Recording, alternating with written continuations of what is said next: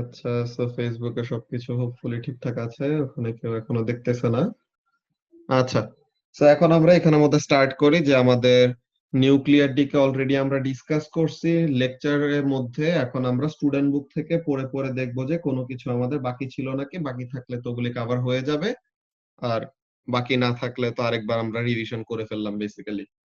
ওকে, so nuclear decay এই চ্যাপ্টারের মধ্যে first of all nuclear radiation কি বলতেছে এখানের জন্য। First of all background radiation কি? Human beings can survive small doses of nuclear radiation. This has been important in our evolution, কেন?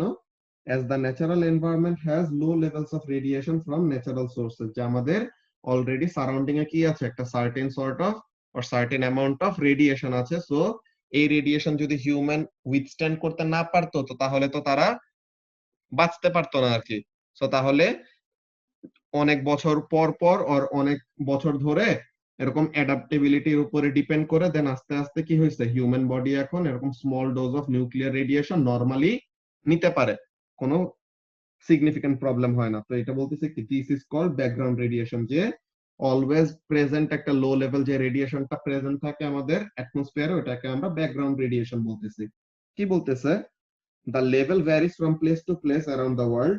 For example, in the UK, it averages to less than one radioactive particle every 2 seconds in a given place. তো তার মানে 0.5 বেকুয়ারেল এর মতো থাকে, যে প্রতি 2 সেকেন্ডে একটা পার্টিকেল ডিকে করে, মানে কি 0.5 বেকুয়ারেল এমন টাইপের। সো বলতেছে if we measure background radiation using a Geiger-Müller tube, the number of counts per second usually ranges from 0.2 to 0.5 depending on the exact location. তো এখন লোকেশনের উপরে ডিপেন্ডেন্সি কেমন, যে যেখানে রেডিওঅ্যাক্টিভ ম্যাটেরিয়াল, যে মনে করো কোনো ইগনিয়াস রক বা এমন টাইপের কোনো কিছু থাকলে পরে ওখানে একটু রিডিং বেশি থাকে, আবার অন্য কতগুলি জায়গাতে কম থাকে রিডিং। তো বলতেছে কি, radiation levels are often reported in counts per second and its unit is called becquerel, BQ, যে হেনরি বেকুয়ারেল নামের রেসপেক্টে এটা দেওয়া হয়, যে Henry বেকুয়ারেল was the French physicist who discovered spontaneous radiation in 1896.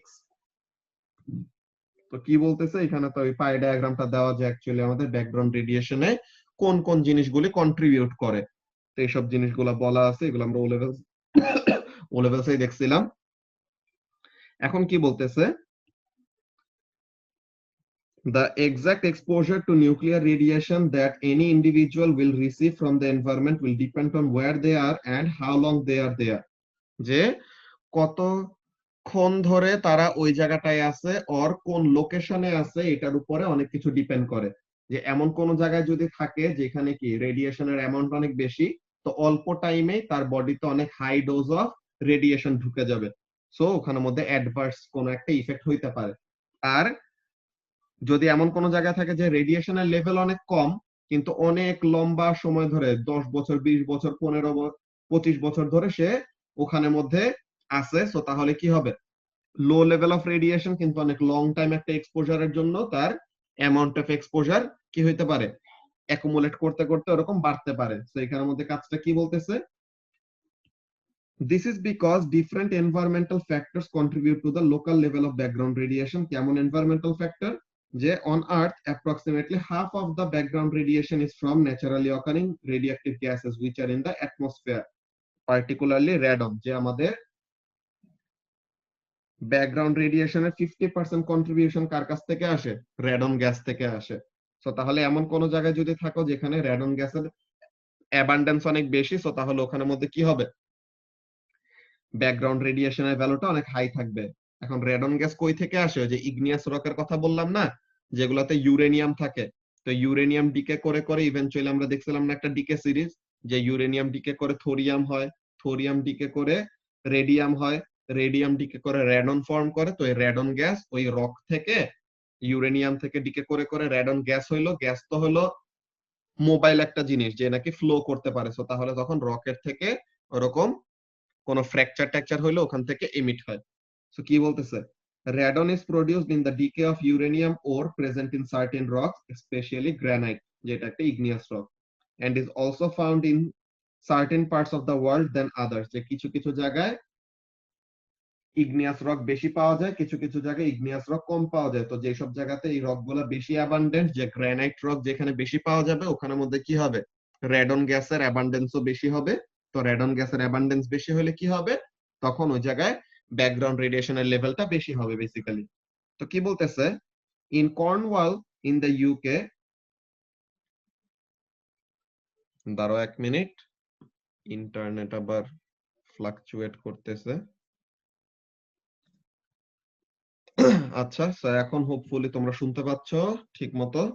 তো এখন যে কথাটা বলতেছিলাম, যে কর্নওয়ালের কথা কি বলতেছে, in Cornwall in the UK some houses are fitted with radon detectors and special ventilation system to remove excess radon from the household atmosphere. যে কর্নওয়াল ওই জায়গাটার মধ্যে যে অনেক বেশি এরকম ইগনিয়াস রক আছে, সো তাহলে তাদের বাসা বাড়িতে এরকম একটা ভেন্টিলেশন সিস্টেম করা থাকে, যে রুমের ভিতরে বা বাসা বাড়ির ভিতরে যেন রেডন গ্যাস বেশিক্ষণ আটকায় না থাকে, এটা যেন ভেন্টিলেশন হয়ে বা সার্কুলেট করে যেন তাড়াতাড়ি চলে যায় ঘরের ভিতর থেকে, এমন টাইপের একটা ব্যবস্থা করা, তাহলে যেন মানুষজনের বডিতে এত বেশি রেডিয়েশন ঢুকতে না পারে বেসিক্যালি।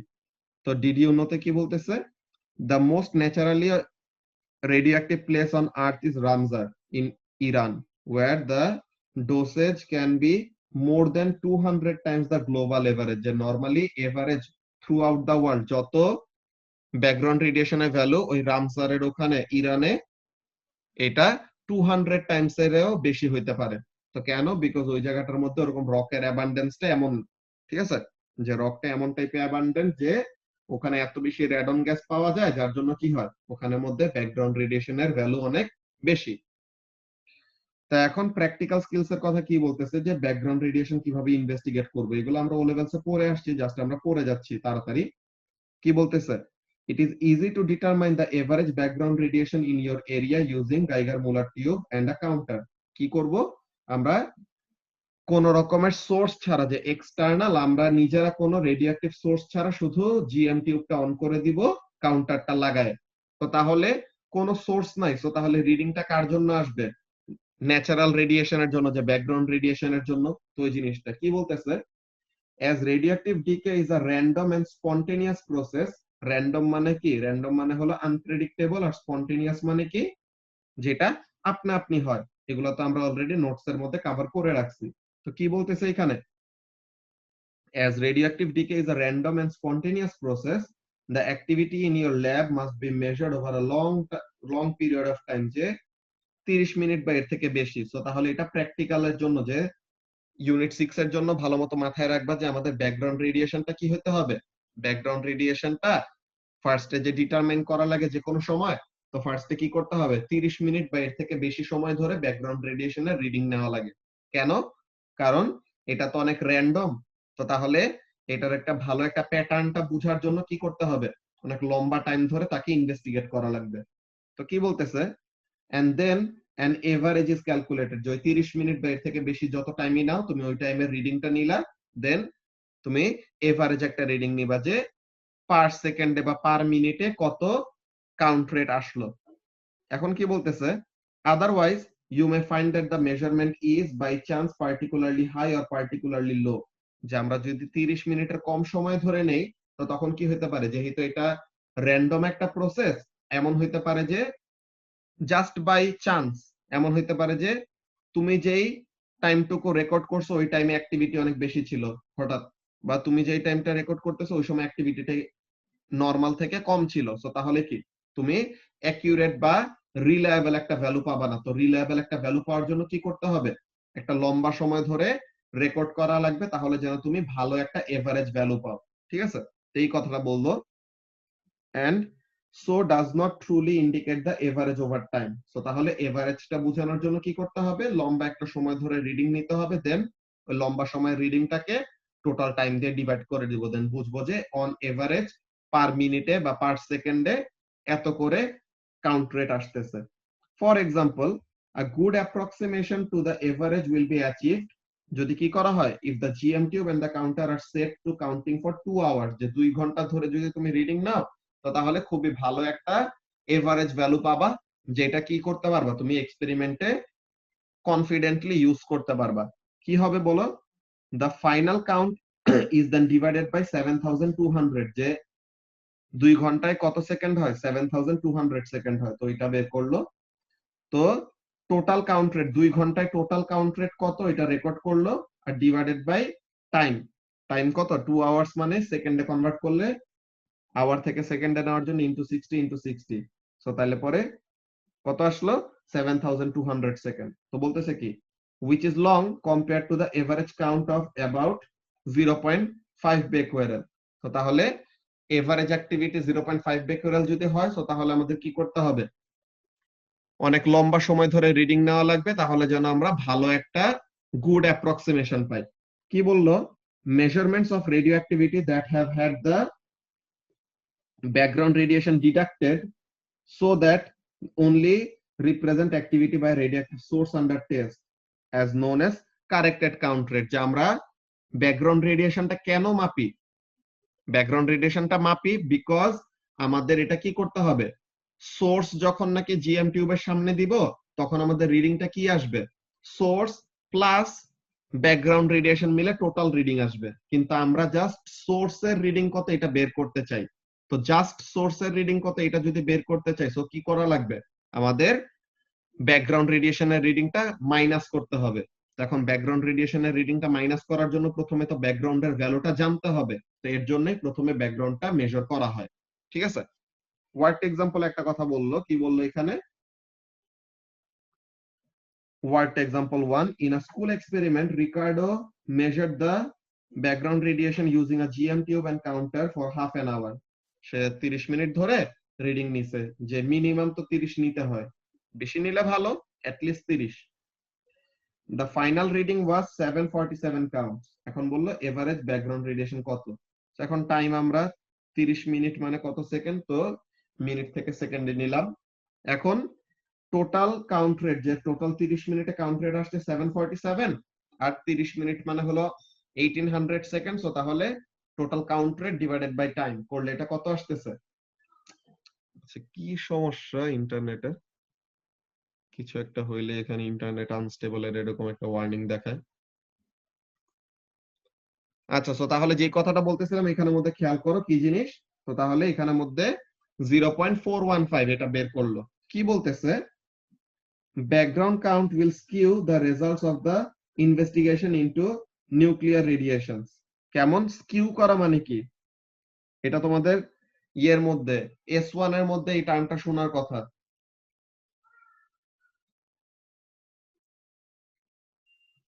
কেউ কি বলতে পারবা স্কিউ মানে কি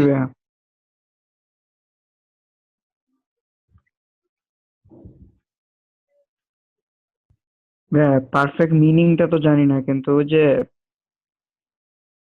পজিটিভ স্কিউনেস আছে একটা নেগেটিভ স্কিউনেস আছে The area under a certain graph.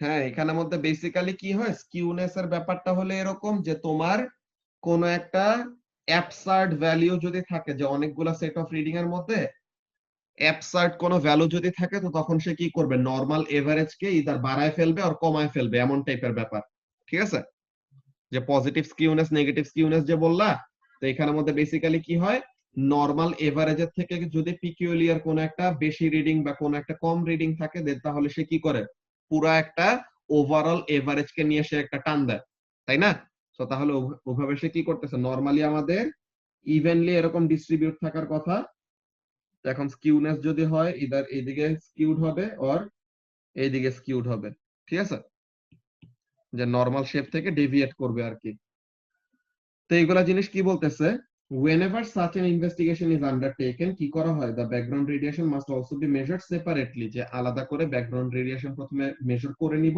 and then deducted from each count measured in the main part of the investigation so প্রথমে ব্যাকগ্রাউন্ডটা আলাদা করে মেপে নিলাম দেন প্রত্যেকটা সোর্স সহ রিডিং নেওয়ার পর দেন ওখানে থেকে কি করতে হবে ব্যাকগ্রাউন্ডের ভ্যালুটাকে মাইনাস করা লাগবে এখন ব্যাকগ্রাউন্ড রেডিয়েশনের ডিসকাশন গেল ওইগুলা আমরা টাইপস অফ নিউক্লিয়ার রেডিয়েশন কি কি পড়ছিলাম আলফা বেটা গামা তো ওইগুলা জিনিস নিয়ে এখন এখানে বলবে কি বলতেছে দেখো types of nuclear radiation many nuclei are slightly unstable and there is a small probability that each second they may decay ঠিক আছে তো তাহলে অনেকগুলো এরকম কি আছে নিউক্লিয়াস আছে যারা নাকি আনস্টেবল, তো তাহলে তাদের কি থাকে, there is a certain probability that next সেকেন্ডে এই স্পেসিফিক নিউক্লিয়াসটা ডিকে করতে পারে বা এই স্পেসিফিক রেডিওঅ্যাক্টিভ আইসোটোপটা ডিকে করতে পারে।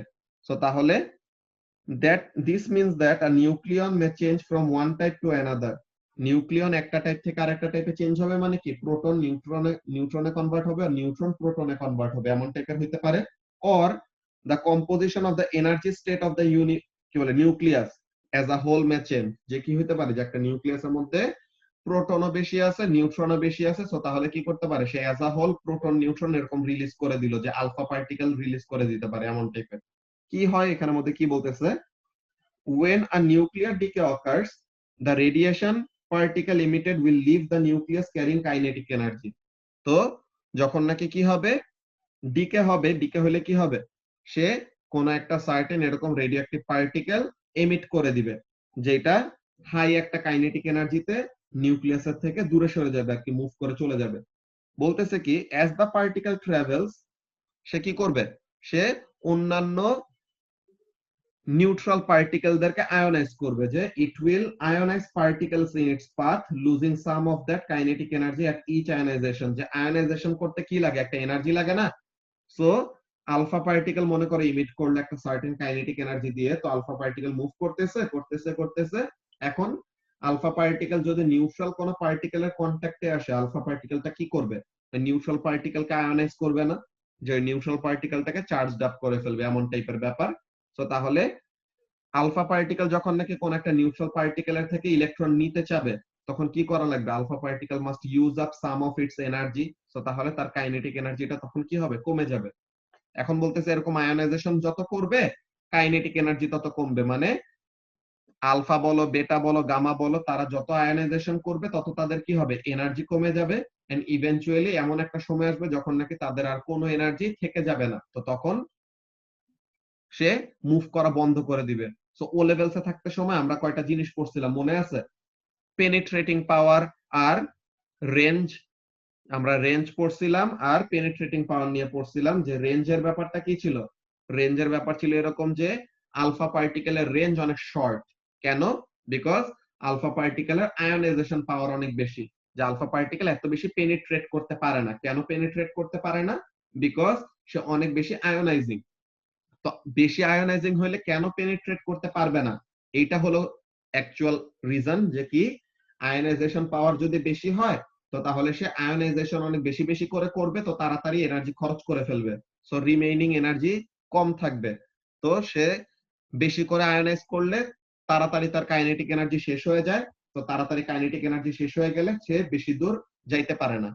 আর যার নাকি আয়োনাইজেশন পাওয়ার কম, মানে আয়োনাইজেশন অল্প অল্প করে করে, তার কি থাকবে, এনার্জি থেকে যাবে বেশি, সো তাহলে সে বেশি দূর পেনিট্রেট করতে পারবে বা মুভ করতে পারবে।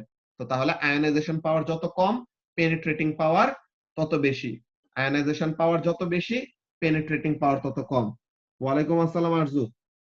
ওকে, এরপর কি বলতেছে, when all the kinetic energy is transferred, the radiation particle stops and is absorbed by the substance that it is in at that moment। যে সব কাইনেটিক এনার্জি শেষ হয়ে গেলে সে যেই পার্টিকেলের সাথে থাকে ওইটার সাথে কি হয়ে যায়, লেগে যায় বা অ্যাবজর্ব হয়ে যায়।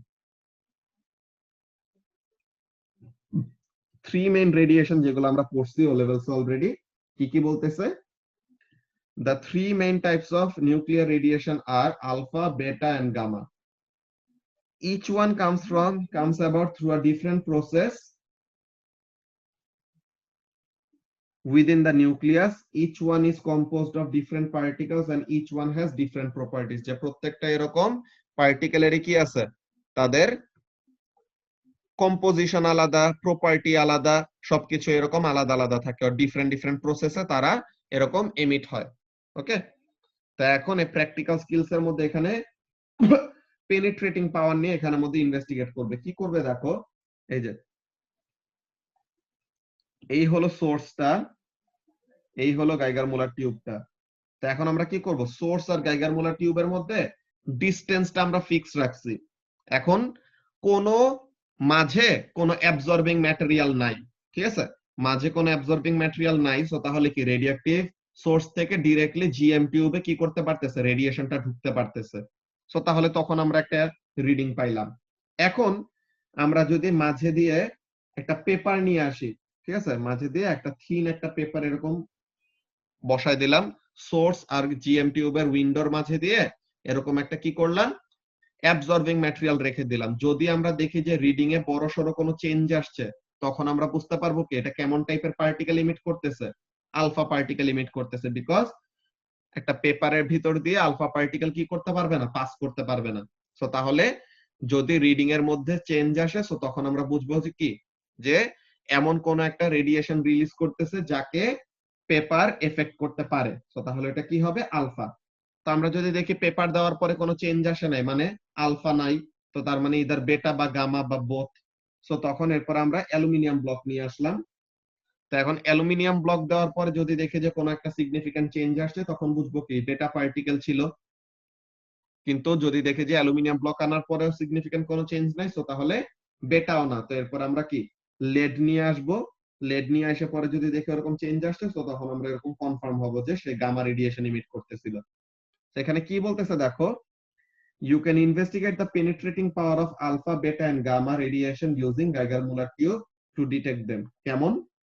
Between the source and the GM tube, এই যে source আর GM টিউবের মাঝে কি করব, place absorber sheets that progressively increase in density. যে ফার্স্টে পেপার, এরপর অ্যালুমিনিয়াম, এরপর lead, আস্তে আস্তে ডেনসিটি বাড়াইতেছি। তো কি হচ্ছে, and measure the average count rate. This investigation is often simulated using computer software. This removes all the risks of exposure to radiological hazards. যে আমাদের ডিরেক্টলি ল্যাবে না দেখে এরকম সিমুলেশনে দেখানো হয়, তাহলে যেন আমাদের রেডিয়েশনে আমরা কি না হই, এক্সপোজ না হই। সো তাহলে পর আমরা কি থাকবো, সেফ থাকতে পারবো আর কি। ওকে, তো সেফটি নোটে কি বলতেছে, handle the radioactive sources with a long pair of tongs and do not point the open end of the source at any part of the body. Return each source to its secure box after use. So এটা হলো খুবই important precaution যেগুলো আমাদের maintain করা লাগবে when dealing with radioactive particles. আচ্ছা, so আমরা background radiation কি এটা দেখলাম, কি কি টাইপের নিউক্লিয়ার রেডিয়েশন ইমিট হয় ওগুলোর নামগুলো দেখলাম, আলফা, বেটা, গামা, এন্ড তাদের পেনিট্রেটিং পাওয়ার এন্ড আয়োনাইজেশন পাওয়ারের মধ্যে কানেকশন কেমন কি ওইসব জিনিস নিয়ে ডিসকাস করছি।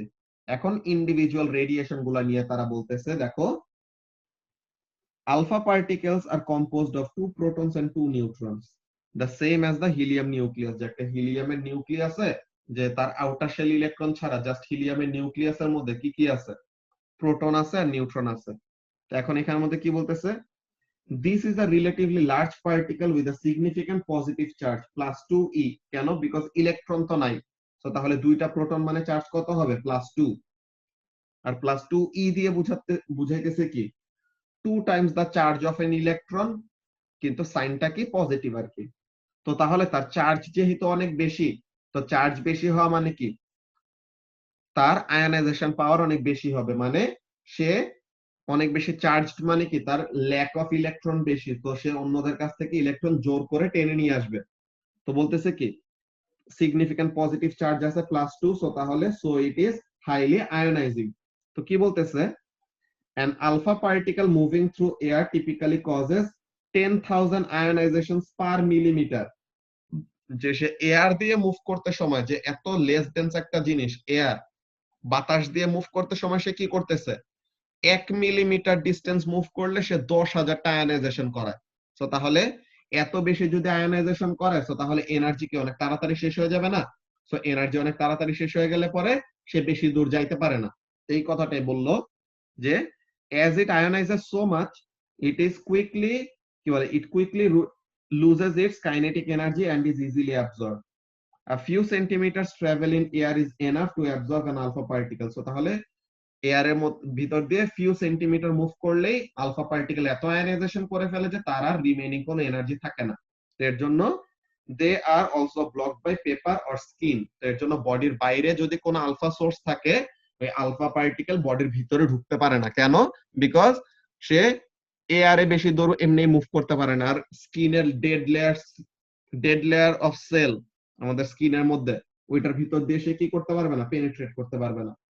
তো এরকম একটা আলফা পার্টিকেলের একটা এক্সাম্পল ডিকে দেখাইতেছে যে আমেরিসিয়াম ডিকে করে নেপচুনিয়াম ফর্ম করলো আর ওখানে আলফা পার্টিকেল ইমিট করলো। ব্যাপারটা খেয়াল করে যে আমরা যে এনজেড ডায়াগ্রাম যে এঁকে রাখছিলাম, অ্যাটমিক নাম্বার গ্রেটার দেন 83 হওয়া মানে কি, it will undergo alpha decay. Okay, তো এই যে এরকম দেখাইতেছে যে আমেরিসিয়ামের নিউক্লিয়াস ছিল, সাথে এরকম দুইটা প্রোটন দুইটা নিউট্রন ছিল, এখন এই দুইটাকে ছেড়ে দিলে পরে প্রোটন নাম্বার দুইটা কমে গেল। সো তাহলে অ্যাটমিক নাম্বার 2 কমে গেলে আগে ছিল 95, এখন হচ্ছে 93। তো অ্যাটমিক নাম্বার 93 কার, নেপচুনিয়ামের। সো এখন আমেরিসিয়াম থেকে নেপচুনিয়াম ফর্ম করলো আর কি। এখন বেটা ডিকের কথা কি বলতেছে, বেটা ডিকের কথা আমরা দেখি। A beta particle is an electron emitted at high speed from the nucleus when a neutron decays into a proton. So beta minus decay এর সময় কি হয়, a neutron inside the nucleus transmutes into a proton and an electron। যে এখানের মধ্যে কি হবে, একটা নিউট্রন ডিকে করে একটা প্রোটন আর একটা ইলেকট্রন ফর্ম করে। তো এখন প্রোটনটা সে নিউক্লিয়াসের ভিতরেই থেকে যায়, কিন্তু ইলেকট্রনটাকে অনেক হাই স্পিডে ইজেক্ট করে দেওয়া হয়। ওই ইলেকট্রনটাকে আমরা কি বলি, ওই ইলেকট্রনটাকে আমরা বলি বেটা পার্টিকেল। ঠিক আছে, তো এখন এখানের মধ্যে কি বলতেছে দেখো, with its single negative charge and much smaller size the beta particle is much less ionizing than an alpha particle। so কি হয়, নিউট্রন ডিকে করে কি ফর্ম করলো, একটা নিউট্রন ডিকে করে একটা প্রোটন আর একটা ইলেকট্রন ফর্ম করলো। এই ইলেকট্রনটাকে বেটা পার্টিকেল বলি আর কি। তো এখন এখানের মধ্যে আমরা পার্টিকেল ফিজিক্স এর ওই জিনিসটা তোমাদের এক্সারসাইজ কোশ্চেন তোমরা করো নাই দেখে এখনো জানো না যে এখানের মধ্যে কি হয়, আমাদের লেপটন নাম্বার কনজার্ভ করা লাগে। তো ইলেকট্রনের লেপটন নাম্বার হলো +1। সো লেপটন নাম্বারটা কনজার্ভ করার জন্য আমরা কি করব, নিউট্রাল একটা পার্টিকেল এরকম অ্যাড করব, কিন্তু যার লেপটন নাম্বার হবে -1। তো তাহলে যেন লেপটন নাম্বার কনজার্ভ থাকে, এই জিনিসটা আমরা পার্টিকেল ফিজিক্স এর কোয়েশ্চেন সলভ করতে সময় তখন আমরা এটা ক্লিয়ার করে নিব যে এটার সাথে আমরা তো ও লেভেলসে থাকতে সময় জাস্ট এতটুকু পড়ছি, সাথে ওই ইলেকট্রন অ্যান্টি নিউট্রিনোটা অ্যাড করি নাই, বা এটা কি হয় ওটা আমরা দেখি নাই। এটা আমরা ডিটেইলসে পড়বো পার্টিকেল ফিজিক্স এর চেক পয়েন্ট কোয়েশ্চেন গুলো করতে সময়। ঠিক আছে, তো এখন এখানের মধ্যে কি বলতেছে যে একটা নিউট্রন কি হইলো, একটা প্রোটন আর একটা ইলেকট্রনে কনভার্ট হয়ে গেল। সো এখন আলফা পার্টিকেলের চার্জ ছিল +2 আর তার ম্যাসও ছিল অনেক বেশি। তো যার চার্জও বেশি তার ম্যাসও বেশি, সো তাহলে সে কি করতেছে, আয়নাইজেশন অনেক বেশি বেশি করে করতেছে। তো যত বেশি আয়নাইজেশন করবে তার কি হবে, তাড়াতাড়ি এনার্জি ইউজ আপ হয়ে যাবে। তো তাহলে সে বেশি দূর যাইতে পারে না। এখন বেটা পার্টিকেল কি, বেটা particle is just N electron. So এখন একটা ইলেকট্রনের ম্যাসও কম, একটা ইলেকট্রনের চার্জও কম। ঠিক আছে, চার্জ হলো -1 আর ম্যাস হলো কত, 1/2000 of the charge of the mass of a proton or alpha particle এর থেকে 8000 times lighter, almost 8000 times lighter than alpha। যে বেটা পার্টিকেল কি, অলমোস্ট 8000 টাইমস লাইটার দেন আলফা পার্টিকেল। সো তাহলে তার ম্যাসও কম তার চার্জও কম। সো তাহলে সে এখানের মধ্যে কি করতেছে, সিন্স তার ম্যাসও কম চার্জও কম, সো তাহলে তার আয়নাইজেশনের টেন্ডেন্সি কম থাকবে।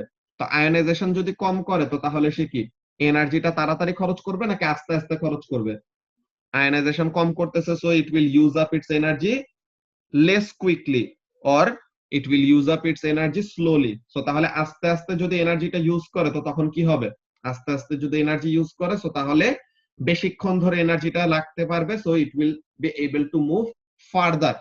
তো এই কথাটা বলতেছে যে the beta particle is much less ionizing than an alpha particle and thus can penetrate much further। যেহেতু সে আয়নাইজেশন কম করে এর জন্য সে বেশি দূর আগাইতে পারে, আর যে অনেক বেশি আয়নাইজেশন করে তার এনার্জিটা অনেক তাড়াতাড়ি খরচ হয়ে যায়, সো তাহলে সে বেশি দূর আগাইতে পারে না। এখন এখানে কি বলতেছে যে several meters of air or a thin sheet of aluminum are needed to absorb beta particles। তো এগুলা জিনিস আমাদের ও লেভেলস এর অ্যাকচুয়ালি পরে এগুলো আমাদের জানি। এই যে আনস্টেবল কার্বন 14 নিউক্লিয়াস, এটা ডিকে করে নাইট্রোজেন ফর্ম করলো আর সাথে beta particle which is an electron.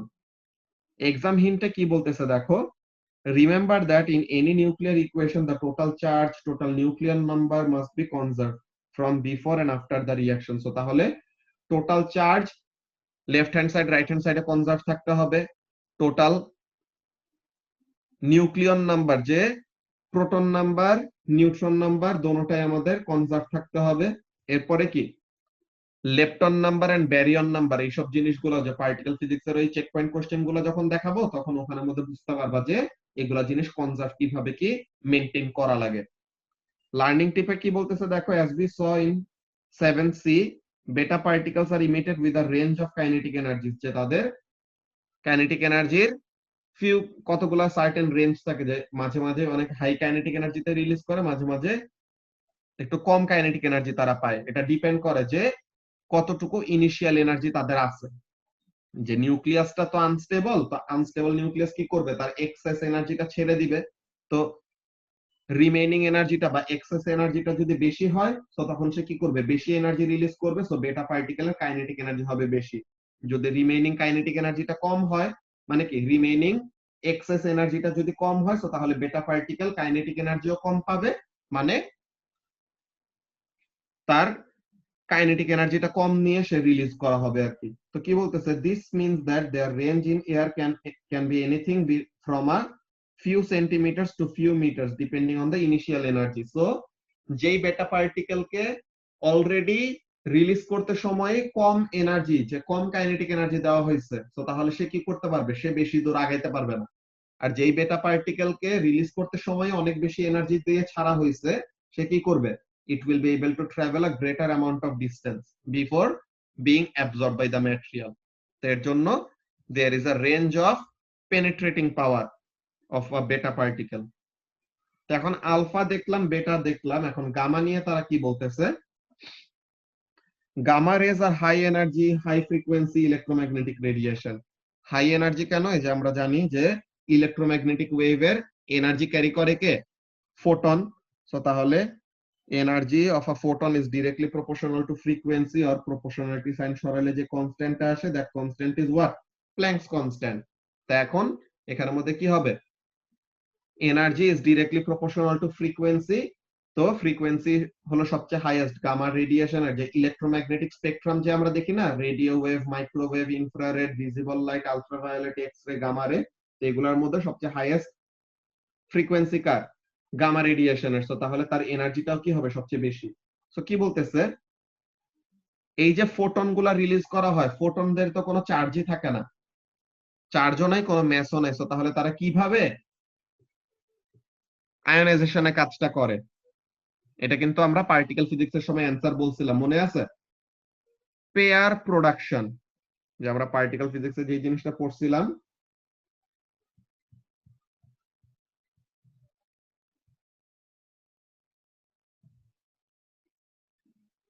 কোন জায়গায়, এই যে এখানে পেয়ার প্রোডাকশন নিয়ে এখানের মধ্যে আমরা ডিসকাস করছিলাম এরকম, যে একটা গামা রেডিয়েশন এরকম যাচ্ছে, সে কি পিওর এনার্জি। তো এখন আমরা কি জানি, energy can be converted to mass, mass can be converted to energy according to the formula E is equal to mc square. So তাহলে কি হয়, এই যে gamma radiation or gamma wave, সে কি করতেছে, অ্যাটমসফিয়ার দিয়ে এরকম যাচ্ছে আর যে কোনো একটা ম্যাটেরিয়াল দিয়ে যাচ্ছে। সো হোয়াট উইল হ্যাপেন, এই গামা রে যেটা নাকি পিওর এনার্জি, সে তার এনার্জিটা ইউজ করে কি করলো, একটা ইলেকট্রন আর তার করেসপন্ডিং অ্যান্টি পার্টিকেল, যে একটা অ্যান্টি ইলেকট্রন, অ্যান্টি ইলেকট্রনকে আমরা কি ডাকি, পজিট্রন ডাকি। সো তাহলে একটা গামা রেডিয়েশন কি করতেছে, একটা ইলেকট্রন আর একটা পজিট্রন প্রডিউস করলো। এখন ইলেকট্রন আর পজিট্রন যখন প্রডিউস করবে, ওইগুলা তো রেডিও, ওইগুলা তো চার্জড পার্টিকেল। সো তারা আয়নাইজেশনের কাজটা করে। বাট তারা যদি কোনো কাউকে আয়নাইজ করতে না পায়, তো তাহলে তারা কি করবে, they will again combine with each other. তো তখন এটাকে কি বলি, পার্টিকেল এন্ড তার করেসপন্ডিং অ্যান্টি পার্টিকেল যদি মিট করে, তো তখন কি হয়, অ্যানাইহিলেশন হয়, যে দে ডেস্ট্রয় ইচ আদার, যে তাদের ম্যাস গুলাকে আবার কি করে, ফুললি এনার্জিতে কনভার্ট করে ফেলে। তো তখন আবার তারা গামা রেডিয়েশন হিসেবে মুভ করে চলে যায়। তো আমাদের এখানে এক্সপ্লেনেশনে কি বলতেছে এটা দেখি, যে এখানের মধ্যে বলবে কি, যে গামা রেডিয়েশন যেহেতু ফোটন, যার ম্যাসও নাই, কোনো চার্জও নাই, তাহলে সে কি করবে, কোন ম্যাটেরিয়ালের সাথে ইন্টারঅ্যাক্ট করবে খুবই কম। তো যত কম ইন্টারাকশন হবে তত কি হবে, আয়নাইজেশন কম হবে। তো ওই কথাগুলি বলবে, দেখো কি বলতেছে।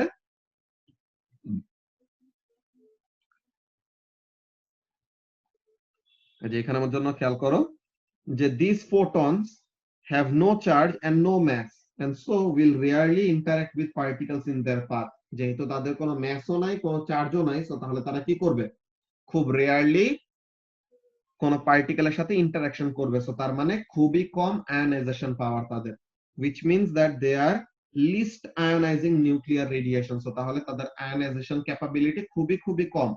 কেন? বিকজ তাদের কোনো চার্জ নাই, তাদের ম্যাসও নাই। সো কি হয়, they are never completely absorbed although their energy can be significantly reduced by several centimeters or several meters of concrete, several centimeters of lead or several meters of concrete। অনেক high ডেনসিটির ম্যাটেরিয়ালের ভিতর দিয়ে gamma radiation নিলে পরে তখন কি হবে, significant energy of da Gama radiation absorb হবে। কি বলতেছে, if the energy of gamma ray is reduced to safe level we can describe them as being absorbed। যে গামাকে অ্যাকচুয়ালি কখনো ফুললি অ্যাবজর্ব করা যায় না, কি হয়, তাদের এনার্জিটা আমরা সেফ লেভেলে নামাই নিয়ে আসাটাই আমাদের মেইন ইন্টেনশন থাকে। যে আমরা গামা রেডিয়েশনের থেকে বাঁচার জন্য কি করি, অনেক হাই ডেন্স কোন ম্যাটেরিয়ালের ইউজ করি, যে কনক্রিট বা লেড ইউজ করে, তাহলে যেন ওই লেড বা কনক্রিটের ভিতর দিয়ে যাইতে সময় গামা রেডিয়েশন যেন কি করে, তাড়াতাড়ি তার এনার্জিটা ইউজ আপ করে ফেলে। তো এই যে এখানের মধ্যে মেটাস্টেবল নিকেল, যে এন আই দিয়ে নিকেল বুঝাইছে আর সাথে এম দিয়ে কি মেটাস্টেবল, যে তার স্টেবিলিটিটা নাকি এত বেশি না ওরকম। যে টেকনিশিয়াম যেগুলা ছিল, তোমরা ও লেভেলসে টেকনিশিয়াম একটা আইসোটোপ, এটার নাম পড়ছো। যে টেকনিশিয়াম সে কি করে, সেও গামা রেডিয়েশন রিলিজ করে। তো এখন এখানের মধ্যে কাজটা কি, দেখো কি বলতেছে, gamma ray emission does not change the structure of the nucleus emitting it। যে গামা রেডিয়েশন তো কোনো ম্যাসও নিচ্ছে না, কোনো চার্জও নিচ্ছে না। আচ্ছা, এই মিটিং এর আর 1 মিনিটের কম আছে, তোমরা নেক্সটটাই জয়েন করো, ওখানে আমরা কন্টিনিউ করতেছি।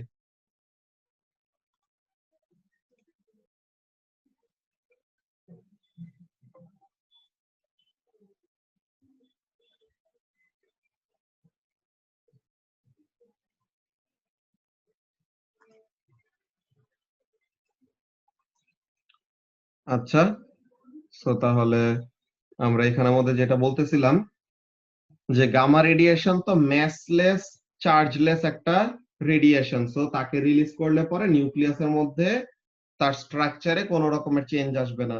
সে জাস্ট কি করে, এক্সেস কোন একটা এনার্জি ক্যারি করে নিয়ে যায়। জাস্ট কি হবে, নিউক্লিয়াসের এনার্জির মধ্যে চেঞ্জ আসবে, যে energy of the nucleus will decrease. এই কথাটা বলতেছে যে gamma ray emission does not change the structure of a nucleus emitting it, কিন্তু কি হয়, but carries away energy, so the nucleus must drop energy level in order to emit the gamma ray। তো এখন এটা কখন হয়, this mostly commonly happens immediately after alpha or beta decay। যে alpha decay বা বেটা ডিকে হয়ে যাওয়ার পর এক্সেস যদি কোনো এনার্জি তাও রিমেইনিং থাকে, ওই এক্সেস এনার্জিটা গামা রেডিয়েশন হিসেবে ছেড়ে দেওয়া হয়। কি বলতেছে, which leaves the nucleus in an excited state। যে গামা বা আলফা বলে, আলফা বা বেটা রিলিজ করলে পরে তখন কি থাকে, নিউক্লিয়াসটা তখনও ফুললি যদি স্টেবল হইতে না পারে, তখন রিমেইনিং এনার্জিটা সে কোন ফর্মে ছেড়ে দিবে, in the form of gamma radiation. So the emission of the gamma ray photon and associated de-excitation of the nucleus is exactly the same way we saw in book 1 section 3D.4 for the production of visible light। যে এখানের মধ্যে কি হয়, আমরা flame টেস্টে colour কেন দেখি, ওই ব্যাপারগুলো আমরা ডিসক্রাইব করছিলাম না ইউনিট 2 তে থাকতে সময়, ফারহান। যে ফ্লেম টেস্টে আমরা কেন কালার দেখি, কোন অ্যাটমের জন্য বা কোন এলিমেন্টের জন্য জি এই ভাই। কালার, কোন এলিমেন্টের জন্য অন্য কালার, তো এটা কিসের উপর ডিপেন্ড করে, ইলেকট্রন ট্রানজিশনের উপর। ঠিক আছে, দাঁড়াও একটু 1 মিনিট।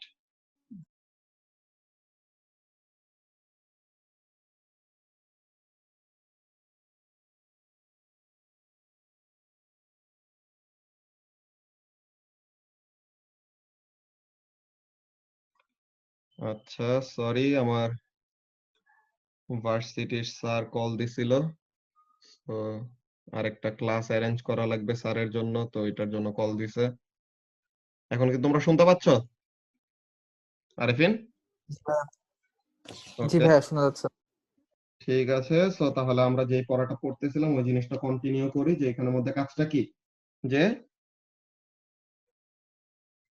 ভিজিবল লাইট এমিশন, যে আমরা ফ্লেম টেস্টের কথা বলতেছিলাম তখন, যে ফ্লেম টেস্ট যে আমাদের কালার যে দেখায়, তো ওখানের মধ্যে কি হয়, ইলেকট্রন ট্রানজিশনের ব্যাপারটা হয়, যে হায়ার এনার্জি লেভেল থেকে লোয়ার এনার্জি লেভেলে আসতে সময় কি হইতে হবে, এনার্জি রিলিজ করতে হবে। তো এনার্জিটা কোন ফর্মে রিলিজ করে, in the form of photon. তো ওই ফোটনের ফ্রিকোয়েন্সি ওয়াইজ তার করেসপন্ডিং কালারটা আমরা দেখতে পাই। তো এখন এখানে নিউক্লিয়াস যে তার এনার্জি ট্রানজিশনটা করবে, তো এখন এখানের মধ্যে কি হবে, নিউক্লিয়ার স্টেটের মধ্যে আমাদের এনার্জি চেঞ্জ হবে। যে এই যে ভিজিবল লাইটের ওখানের মধ্যে কি ছিল, ইলেকট্রন ট্রানজিশন বা ইলেকট্রনের এনার্জি স্টেটের মধ্যে ফ্লাকচুয়েশন। কিন্তু রেডিওঅ্যাক্টিভ ডিকের মধ্যে কি হয়, everything is concentrated in the nucleus. তো এটা বলতেছে যে but involves nuclear energy state. তো তাহলে নিউক্লিয়াসের এনার্জির অ্যামাউন্ট, এক্সেস এনার্জি ছিল, ওই এক্সেস এনার্জি সে কি করবে, এখন রিলিজ করে দিবে। তো রিলিজ করবে কোন ফর্মে, in the form of photon. And এই ফোটনের ফ্রিকোয়েন্সিটা কার সাথে মিলে যায়, গামা রেডিয়েশনের সাথে মিলে যায়। সো ওই জিনিসটা বললো যে নট ইলেকট্রনস বলতে বুঝাইছে কি, ইলেকট্রন ট্রানজিশন তো ছিল for production of visible light বা ফ্লেম টেস্টের সময়। আর গামা রেডিয়েশন ইমিট করবে কোন সময়, গামা রেডিয়েশন ইমিট করবে in the case of nuclear energy state. Nuclear energy স্টেটে এখানে এনার্জির ফ্লাকচুয়েশনটা বড়।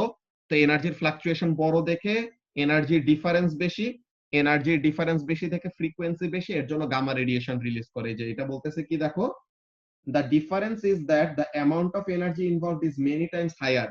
ফ্লেম টেস্টে যত এনার্জির ফ্লাকচুয়েশন হইতো বা ট্রানজিশন হইতো, নিউক্লিয়ার এনার্জি স্টেটের মধ্যে ফ্লাকচুয়েশনে কি হয়, ট্রানজিশনটা খুবই সিগনিফিকেন্ট হয় না, বড় সড়ো চেঞ্জ হয়। So this produces much higher frequency than gamma radiation, কি বলে, মাচ হায়ার ফ্রিকোয়েন্সি। এর জন্য ভিজিবল লাইটের থেকে আরো হায়ার ফ্রিকোয়েন্সি কি, UV, X ray, gamma. So এত হাই এনার্জি যে ফ্রিকোয়েন্সিটা কোন ইলেকট্রোম্যাগনেটিক স্পেকট্রামের সাথে মিলে, গামা রেডিয়েশনের সাথে মিলে। তো এই কথাটা বলছে। ওকে, সো এখন এখানের মধ্যে আমাদের কাজগুলা কি, প্র্যাকটিক্যাল স্কিলস এর এই জিনিসটা কি বলতেছে, investigating lead absorption of gamma radiation. কি হয়, যেটা আমরা বললাম যে লেডের ভিতর দিয়ে এরকম যাইতে সময় লেডের থিকনেস এর উপরে ডিপেন্ড করে, যে যত থিক লেডের ভিতর দিয়ে গামা রেডিয়েশন যাবে তত কি হবে, তত গামা রেডিয়েশন আস্তে আস্তে আস্তে আস্তে এনার্জি লুজ করতে থাকবে। তো কি বলতেছে, using the same experimental setup as in figure B, ওই যে পেনিট্রেটিং পাওয়ার বোঝার জন্য যেই সেটআপ ইউজ করছিলাম ওই জিনিসটাই করব। কি হবে এখানের মধ্যে, শুধু we can find how much lead is needed to reduce the intensity of gamma radiation by particular amount। যে আমরা কোন অ্যাবজর্ভার ছাড়া প্রথমে দেখব রেডিয়েশনের অ্যামাউন্ট কত বা কাউন্ট রেট কত। দেন আমরা লেডের এক একটা ব্লক এনে যে আস্তে আস্তে লেডের থিকনেস বাড়ায় বাড়ায় বাড়ায় বাড়ায়, দেন দেখব কি কত থিকনেসের লেড আনলে পরে ইভেনচুয়ালি অনেক লো লেভেলের একটা অ্যামাউন্টের মধ্যে নেমে আসে। ঠিক আছে, তো কি বলতেছে, using a radioactive source that emits alpha and gamma only, we can select to study the gamma radiation by placing a sheet of paper in front of the source to absorb all the alpha particles. So first আমরা কি করব, ফার্স্টে বলতেছে এরকম প্রসিডিওরটা দেখো, এটা আমরা unit 6 আবার ডিটেইলে পড়ব, এখানে জাস্ট বলে রাখতেছি। তো ফার্স্টে কি করবা, এই radioactive source alpha and gamma release করে এমন একটা সোর্স নিলা। ঠিক আছে, সে আলফা রিলিজ করবে এন্ড রেসিডুয়াল এনার্জিটাকে গামা রেডিয়েশন হিসেবে রিলিজ করবে। সো এখন কাজটা কি হবে দেখো, আলফাটা যেন আমাদের এক্সপেরিমেন্টে হ্যাম্পার করতে না পারে এর জন্য আমরা একটা পেপার দিয়ে রাখলাম। তো এখন একটা পেপার দিলে কি গামা রেডিয়েশনে কিছু যায় আসে, গামা রেডিয়েশনটা পেপারের ভিতর দিয়ে অ্যাজ ইফ কোনো কিছুই নাই, গামা রেডিয়েশন সুন্দর মতো পাস করে চলে যাবে। কিন্তু আলফা পার্টিকেল সবগুলো কি হবে, পেপারের মধ্যে আটকায় যাবে। সো নাও আমাদের সোর্সটা জাস্ট কি হয়ে গেল, আলফা সব যদি অ্যাবজর্বই করে ফেলে, সো তাহলে সে শুধু কি করতেছে, effectively it is only emitting gamma, because alpha has been taken care of. How has it been taken care of? By adding a sheet of paper. একটা থিন শীট অফ পেপারই কি করতে পারে, আলফা রেডিয়েশনকে আটকায় দিতে পারে। সো তাহলে এখন এই যে গামা রেডিয়েশন যাচ্ছে, ভালো কথা, এখন একটা certain intensity of gamma radiation pass করতেছে। ওকে, আমরা এখন গামা রেডিয়েশনের ইন্টেন্সিটি আস্তে আস্তে কমাবো। কি করব, একটা লেড ব্লক, সরি একটা লেড ব্লক এরকম দিলাম, দেখলাম যে অ্যাক্টিভিটি কত হইলো। দেন সাথে সেকেন্ড আর একটা লেড ব্লক দিলাম, এখন কি লেডের থিকনেসটা বেড়ে গেল না আরেফিন? জি ভাইয়া।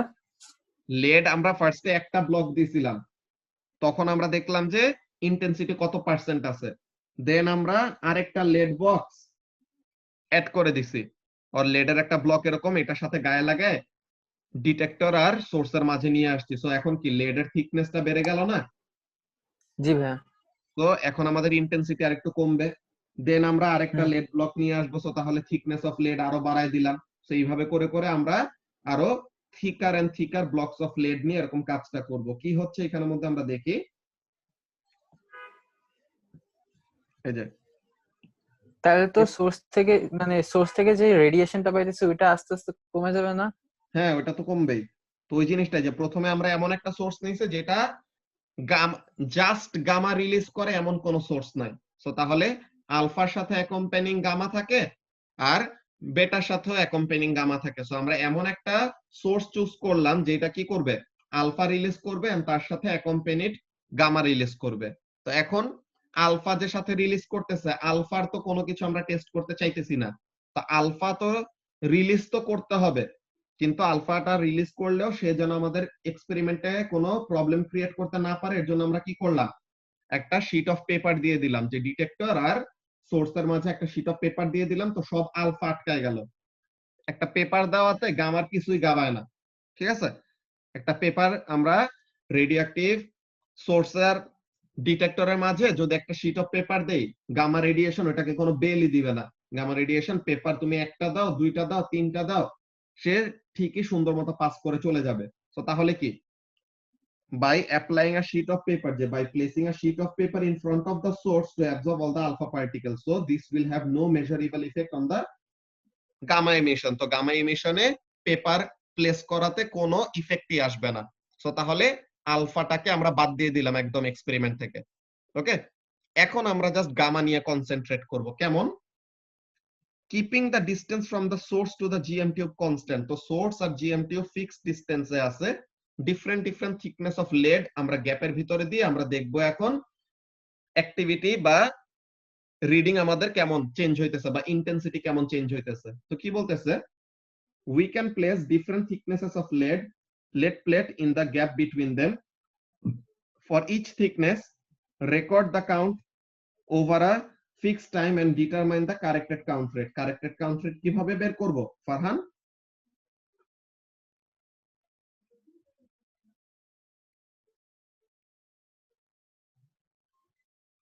কারেক্টেড কাউন্ট রেট কিভাবে বের করে?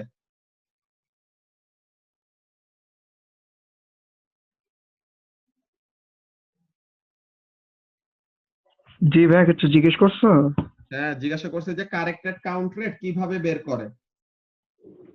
কারেক্টেড কাউন্ট রেট মানে কি?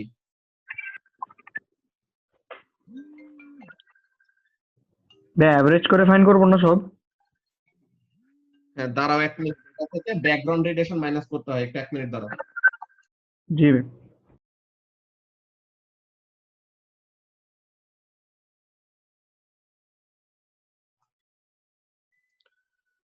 আচ্ছা, বারবার এই টাইমে স্যাররা কল দিয়ে যে কি অবস্থা করতেছে। আচ্ছা, তো এখন কি তোমরা শুনতে পাইতেছো ফারহান? জি ভাই। ওকে, তো তাহলে যে কথাটা বলতেছিলাম যে আমরা গামা রেডিয়েশন লেডের থিকনেস এর উপরে কেমন ভাবে ডিপেন্ড করতেছে, যে লেডের থিকনেস যত এরকম বাড়াবো তত বেশি করে গামা রেডিয়েশন সে অ্যাবজর্ব করে ফেলবে। তো তখন কি হবে, তখন ইন্টেন্সিটি অফ গামা রেডিয়েশন কমতে থাকবে। সো আমরা এরকম থিকনেস অফ লেড ওইটার সাথে গামা রেডিয়েশনের অ্যাবজর্পশনের বা ইন্টেন্সিটির একটা রিলেশনশিপ বের করতে পারি। এটা আমরা নরমালি বুঝি কি জিনিস, যে থিকনেস যত বাড়াবো ইন্টেন্সিটি অফ গামা রেডিয়েশন তত কমতে থাকবে, because more and more gamma radiation will be absorb. So এমন একটা কথা বললো যে there is a mathematical relationship between the corrected count rate which represents the intensity of the radiation, যে count rate যত বেশি ইন্টেন্সিটি তত বেশি, কাউন্ট রেট যত কম ইন্টেন্সিটি তত কম, এমন টাইপের।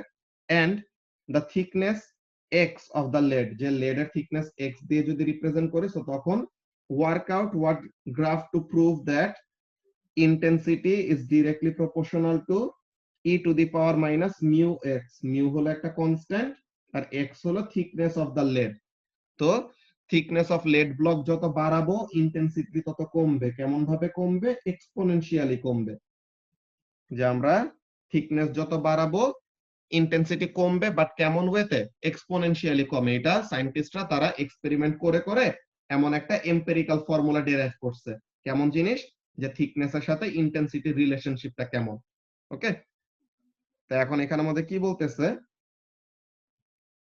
সেফটি নোটের মধ্যে আবার একই জিনিস, যে handle the gamma ray source with long pair of tongs and do not point the open end of any part to the body. Be careful not to put fingers and hand in front of the source when changing the lead block. তো তাহলে কি হাতের ভিতর দিয়ে বা বডির ভিতর দিয়ে এরকম রেডিয়েশন পাস করবে, যেটা বডির সেলে এরকম তাদের পারফরম্যান্সের মধ্যে বা তাদের বিহেভিয়ারের মধ্যে প্রবলেম করতে পারে। এখন এক্সাম হিন্টে যেটা বলতেছে যে প্র্যাকটিক্যাল ইনভেস্টিগেশন যতগুলাই পড়বা প্রত্যেকটা তোমার বুঝতে হবে যে কোন স্টেপটা আমরা কেন নিচ্ছি, যে তোমার মেথোডোলজিটা ঠিকমতো বুঝতে হবে। এমন না যে এক্সপেরিমেন্ট এইটা মুখস্থ করবা যে এই স্টেপের পরে এই স্টেপ, এই স্টেপের পরে এই স্টেপ, এমন না। তুমি স্টেপ বাই স্টেপ কেন কোনটা করতেছো, এই স্টেপটা কেন এখন এখানে করা হচ্ছে, এই ব্যাপারটা বুঝতে হবে। বুঝে তোমার ওই আন্ডারস্ট্যান্ডিংটাই অ্যাসেস করা হবে এক্সামে। বলতেছে কি যে make sure you have a good understanding of this practical as your understanding of the experimental method may be assessed in your exam. So directly এক্সপেরিমেন্টটা এক্সপ্লেইন করতে নাও বলতে পারে। তারা এক্সপেরিমেন্টের কোন একটা স্টেপ বললো, দেন বললো যে এই স্টেপে কি হচ্ছে বা এটা কেন করা উচিত, বা সাজেস্ট করো যে এই সময় কি করা যায়। তো তখন তোমার এক্সপেরিমেন্টের প্রসিডিওরটা বা মেথোডোলজিটা তুমি যদি ঠিকমতো বুঝো, তখন তুমি এক্সপ্লেইন করতে পারবা যে আমি এই স্টেপটা এই রিজনে করলাম, এই স্টেপটা এই রিজনে করলাম। যে মনে করো তোমাকে বললো রায়হান, তোমাকে বললো যে তুমি পেপার কেন প্লেস করছো, গামা রেডিয়েশনের ইনভেস্টিগেশন করবা, সো তাহলে পেপার প্লেস করার দরকারটা কি? তো তুমি অ্যানসার কি দিবা? To make sure যে এখানে আলফা পার্টিকেলস নাই, মানে এক্সেলেন্ট, থাকলেও এই জিনিসটাই যে আলফা, আসলে তো গামা তো একা কখনো রিলিজ হয় না, আলফার সাথে বা বেটার সাথে রিলিজ হয়। তো আমরা তো নিছিলামই এমন একটা সোর্স যে আলফা সাথে গামা রিলিজ করবে, কিন্তু আমরা তো আলফা তো চাই না, কিন্তু আমাদের কোনো উপায় নাই যে জাস্ট পিওরলি গামা রিলিজ করবে এমন কোনো সোর্স নাই। তো এর জন্য আমাদের আলফা এন্ড গামা ইমিট করে এমন একটা সোর্সে নিতে হয়েছে। কিন্তু আমরা বুদ্ধি করে কি করব, আলফা পার্টিকেলটাকে বা আলফা রেডিয়েশনের ইফেক্টটাকে বাদ দিয়ে দিব। How will we do that?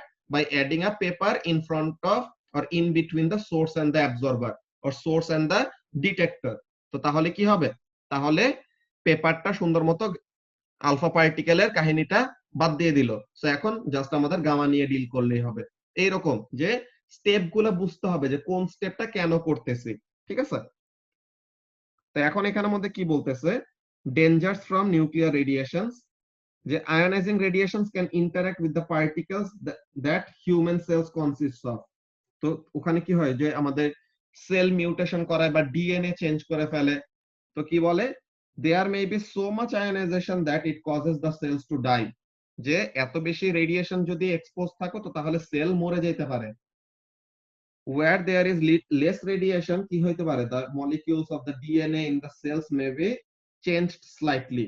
These DNA mutations can cause cells to have an increased tendency to become cancerous. তো ক্যান্সার হয় এর জন্য যে ডিএনএ এর ভিতরে যে সেল গুলা থাকে বা মলিকিউল গুলা থাকে ওগুলাকে সে কি করে, রেডিয়েশন এসে ওগুলাকে চেঞ্জ করে ফেলে।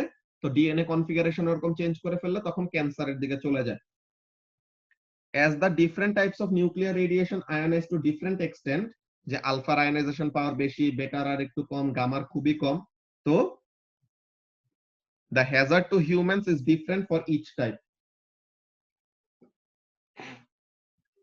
তো হ্যাজার্ডের কথাগুলো ইনসাইড এন্ড আউটসাইড বডি কি এক্সপ্লেইন করতেছে, দেখো আলফার জন্য কি বলতেছে, inside body highly ionising, so very dangerous because বডির ভিতরে আছে, তো ডিরেক্টলি সেলকে সে এফেক্ট করতে পারবে, so radiation poisoning and cancer possible.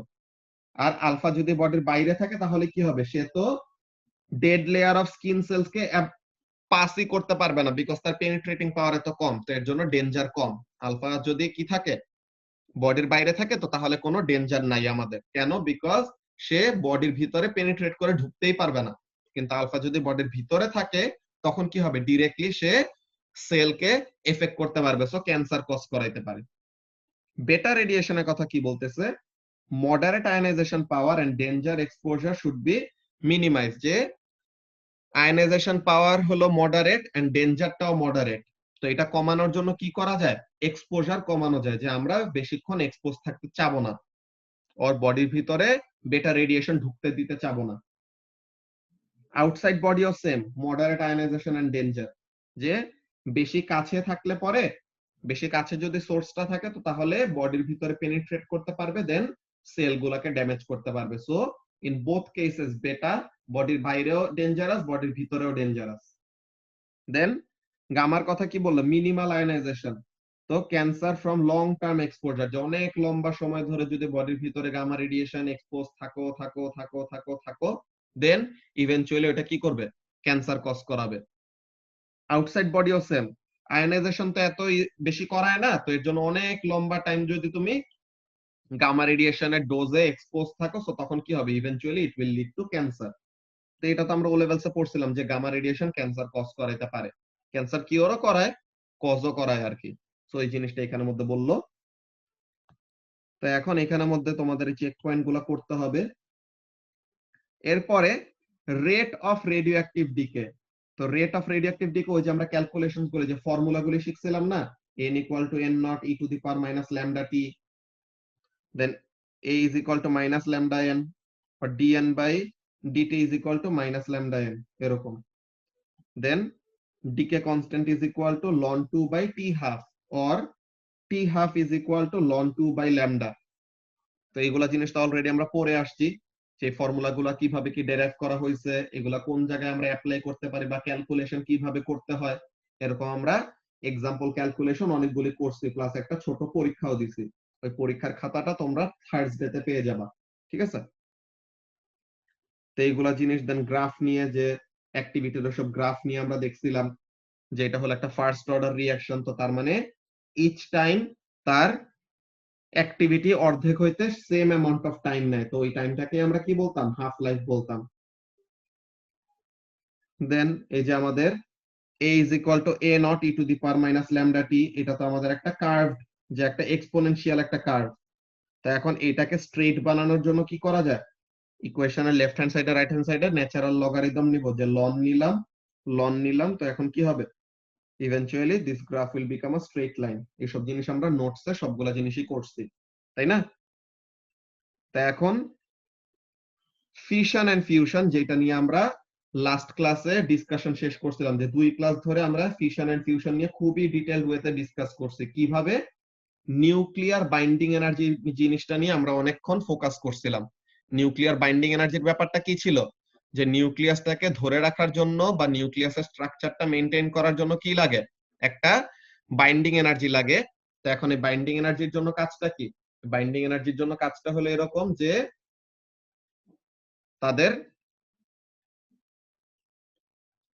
Proton R neutron যারা নিউক্লিয়াসের ভিতরে থাকে, they contribute some of their own mass and they convert it into energy.